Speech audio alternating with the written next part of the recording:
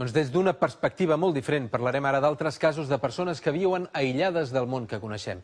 Són comunitats indígenes com les que hi ha a la selva amazònica, principalment al voltant de les àrees frontereres del Brasil, en tota aquesta zona que hi ha al voltant de tots els països que són limítrofes amb el Brasil. Es calcula que hi ha fins i tot unes 42 ètnies que no han tingut mai cap contacte amb cap altre grup humà.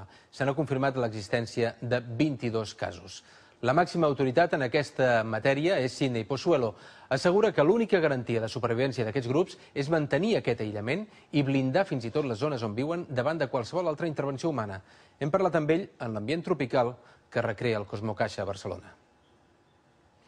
El bosc tropical aïlla tot el que envolta. També els grups indígenes que no coneixen l'home blanc. A ells ha dedicat 40 anys Sidney Pozuelo. Nosotros hicimos una aproximación cantando. Después de media hora, 40 minutos, no sé más, empezaron ellos a cantar también. Y canto de allá, canto de acá, y fue la primera vez que escuchamos a ellos. 22 indis Korubu va ser l'últim grup que va contactar Pozuelo. Des dels anys 80 defensa que l'única manera de preservar aquestes ètnies és no tenir-hi cap contacte. Vamos a respetar el derecho que ellos tienen de vivir su vida autónomamente, ¿no?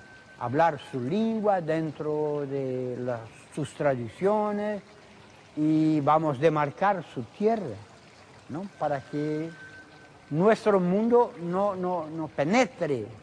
Pozuelo promou la creació de zones protegides al voltant dels 42 indrets on podia haver indígenes aïllats a la selva amazònica del Brasil. No vol que ningú hi entri i, en tot cas, que surtin ells si ho volen. Y cuando descubren el volumen de nuestra sociedad, la cantidad de personas, es inimaginable para ellos cuántos somos, ¿no? Ellos no imaginan.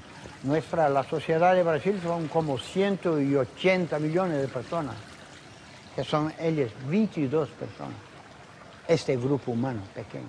Al Brasil hi ha sectors que diuen que els indígenes no poden quedar al marge dels avenços de la nostra societat. Tenemos en América 500 años de encuentros permanentes con pueblos indígenas de América, Norteamérica, Centroamérica, Sudamérica. Y no hay uno solo de estos pueblos que estén bien.